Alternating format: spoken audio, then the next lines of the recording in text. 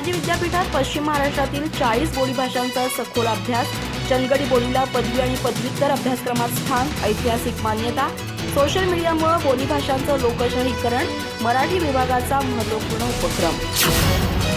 शिवाजी विद्यापीठाच्या मराठी विभागात पश्चिम महाराष्ट्रातील 40 बोलीभाषांचा अभ्यास सुरू असून चंदगडी बोलीला विशेष महत्त्व प्राप्त झालंय। जिल्ह्यातील वैशिष्ट्यपूर्ण चंदगडी बोलीवर डॉक्टर नंदकुमार मोरे आणि डॉक्टर गोपाळ गावडे यांनी संशोधनपर पुस्तकं लिहिल्यामुळे या बोलीला विद्यापीठ अनुदान आयोगानं मान्यता दिली आहे। गुरुवारी 27 फेब्रुवारी रोजी मराठी भाषा गौरव दिनानिमित्त हा ऐतिहासिक टप्पा विशेष महत्त्वाचा ठरलाय। शिवाजी विद्यापीठात 1979 साली मराठी आदी विभागाची स्थापना झाली।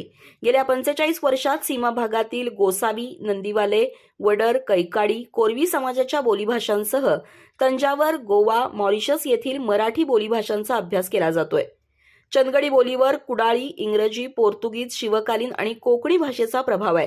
ही भाषा सुमारे 2 लाख लोकसंख्या असलेल्या समूहात प्रचलित आहे आणि त्यातील खास शब्दप्रयोग आणि ध्वनिरूप इतरांना समजणं कठीण आहे। शिवाजी विद्यापीठातील अभ्यासामुळे चंदगडी बोलीच्या जतनाला आणि प्रसाराला चालना मिळाली आहे। या अभ्यासक्रमामुळे तरुण पिढीला आपल्या बोलीचा अभिमान वाटू लागला असून सोशल मीडियावर चंदगडी भाषेतील लिखाण आणि संस्कृतीचं दर्शन मोठ्या प्रमाणात घडतंय। मराठी भाषेचे भविष्यातील अस्तित्व या बोलीभाषांवर अवलंबून आहे, त्यामुळे त्यांचं जतन आणि विकास गरजेचा असल्याचं अभ्यासकांचं मत आहे। सोशल मीडिया आणि तंत्रज्ञानामुळे बोलीभाषांचं लोकशाहीकरण झालंय। बोलीभाषा लेखन, चिन्ह आणि ध्वनी स्वरूपात डिजिटल माध्यमातून अधिकाधिक लोकांपर्यंत पोहोचत आहेत। आज वाडी वस्तीतून ते उच्च पदस्थांपर्यंत सोशल मीडिया हे भावना व्यक्त करण्याचं प्रभावी व्यासपीठ बनलंय।